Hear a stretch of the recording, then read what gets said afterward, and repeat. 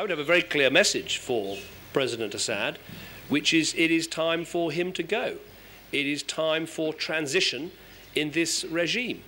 Clearly, Britain doesn't support violence on either side.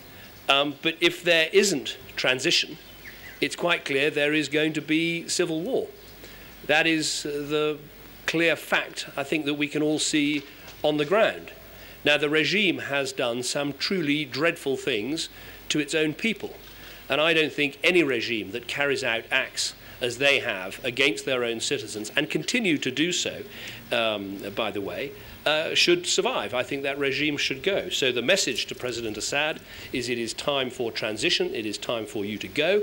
The message to President Putin, who I discussed this with at the G8 in Mexico, and the message to all those on the UN Security Council, it is time for the UN Security Council to pass clear and tough messages about sanctions, I believe under Chapter 7 of the UN, and to be unambiguous in this. Now, obviously, we are a UN Security Council with permanent members and permanent members that have vetoes. We can't pass these things without everybody stepping up to the plate and taking the right action.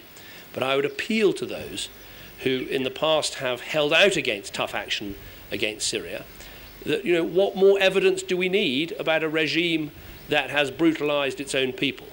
And as I say, the alternative to political transition at the top of Syria is revolution from the bottom in Syria. And I think it is in everybody's interest, the Syrian people, the region, the wider world, the fight against terrorism. It is in everybody's interest that that transition takes place, and that political transition takes place quickly. The sooner that happens, the sooner the people of Syria can be freed from the tyranny under which they're currently suffering.